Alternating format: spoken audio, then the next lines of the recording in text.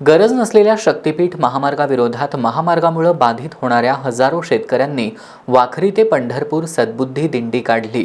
आषाढी एकादशी निमित्त महापूजेसाठी येणारे मुख्यमंत्री देवेंद्र फडणवीसांना श्री विठ्ठलानं शक्तीपीठ महामार्ग रद्द करण्याची सद्बुद्धी द्यावी असं साकडं यावेळी घालण्यात आलं। गरज नसलेला शक्तीपीठ महामार्ग रद्द व्हावा। राज्यभरातील शेतकरी विविध मार्गाने आंदोलनं करतायत, तरीही शासनानं हा महामार्ग रेटण्याचा प्रयत्न सुरू ठेवलाय। त्यामुळे शेतकरी आक्रमक झाले असून हा महामार्ग रद्द करावा या मागणीसाठी आज राज्यातील बाधित 13 जिल्ह्यातील शेतकरी आज पंढरपूर जवळच्या वाखरी मैदानावर एकत्र आले होते। गरज नसलेला शक्तीपीठ महामार्ग रद्द करा, बा पांडुरंगा मुख्यमंत्र्यांना सुबुद्धी दे अशा घोषणा देत शेतकऱ्यांनी वाखरी मैदान ते विठ्ठल मंदिर अशी सुमारे 3.5 किलोमीटर अंतर दिंडी काढली। हातात भगवे ध्वज, टाळ मृदंगाचा गजर आणि शक्तीपीठ महामार्ग विरोधात घोषणा देत पावसाची तमा न बाळगता हजारो शेतकरी या दिंडीत सहभागी झाले होते।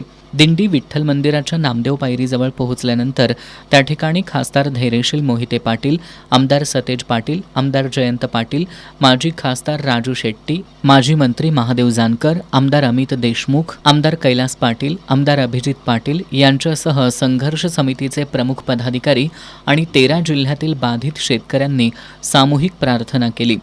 यावेळी महापूजेसाठी येणाऱ्या मुख्यमंत्र्यांना विठ्ठलानं हा विनाशकारी महामार्ग रद्द करण्याची सुबुद्धी द्यावी असं साकडं घालण्यात आलं।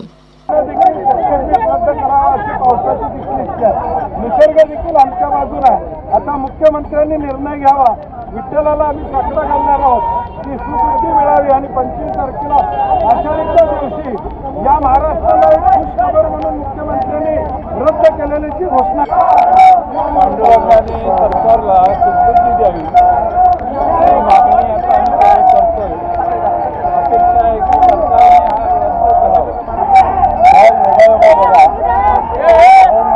गेले अनेक दिवस दडी मारलेला पाऊस नेमका आजच आमच्या सगळ्यांच्यावर अभिषेक करून एक प्रकारे आम्ही जे काम हातात घेतलेलं आहे त्याला आशीर्वाद दिलेला आहे आणि त्यामुळं आता पांडुरंगाला आम्ही साकडं घालणार आहोत। पांडुरंगाच्याही मनात तेच असावं म्हणून आता पाऊस पाडून पांडुरंगाने आमची परीक्षा घेतलेली आहे आणि त्या परीक्षेला सुद्धा आम्ही खरं उतरलेलो एकही शेतकरी इकडचा तिकडे झालेला नाही। शक्तीपीठ महामार्गामुळे मोठ्या प्रमाणावर शेतीचं नुकसान होणार असून हा प्रकल्प शेतकऱ्यांच्या हिताचा नाही असा दावा संघर्ष समितीनं केलाय।